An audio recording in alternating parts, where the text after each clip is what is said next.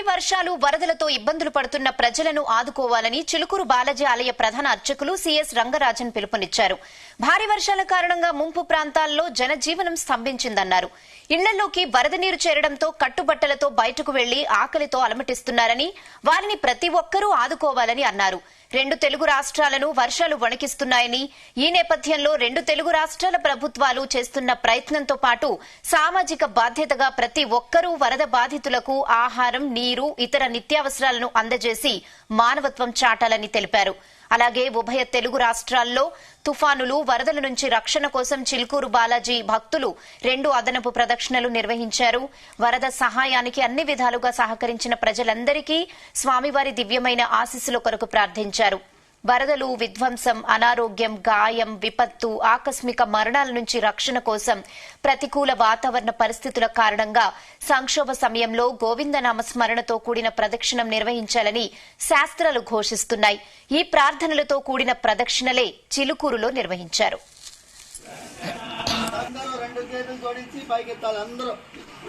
అందరు చెప్పండి. అన్యథా శరణం నాస్తి త్వమేవ శరణం మమ తస్మాత్ కారుణ్య. ప్రతి శుక్రవారం అన్నదానం జరిగేటట్టుగా నిన్న కూడా అన్నదానం జరిగే గోశాల మంటపం నుంచి మేము ఒక పిలుపు ఇవ్వడం జరిగింది.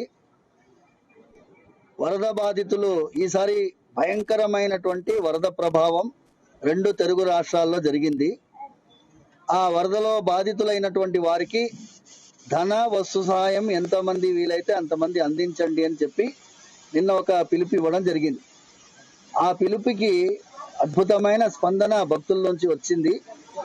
వారికి కృతజ్ఞతాపూర్వకంగా స్వామివారి ఆశీర్వాదం కలగాలని, మరియు ఇవాళ స్వామివారి సన్నిధిలో 2 ప్రదక్షిణాలు, శనివారం రోజు లోపల ప్రదక్షిణాలకు అవకాశం లేదు, అయినా లోపల 2 ప్రదక్షిణాలు భగవంతుడి చుట్టూ భక్తులందరితో కలిసి సుదర్శనాష్టకం అంటే చక్ర భగవాను ప్రార్థిస్తూ ఈ వరదలు ఇక చాలు, వర్షాలు ఇక చాలు, జలప్రళయం చాలు, ఇక భక్తులందరినీ కూడా కాపాడాలి, ఆదుకోవాలని చెప్పి ఆ పరమాత్మని ప్రార్థించడం జరిగింది. వర గుణస్తోమ భూషణ నిరవధి స్వాదు చిన్మయ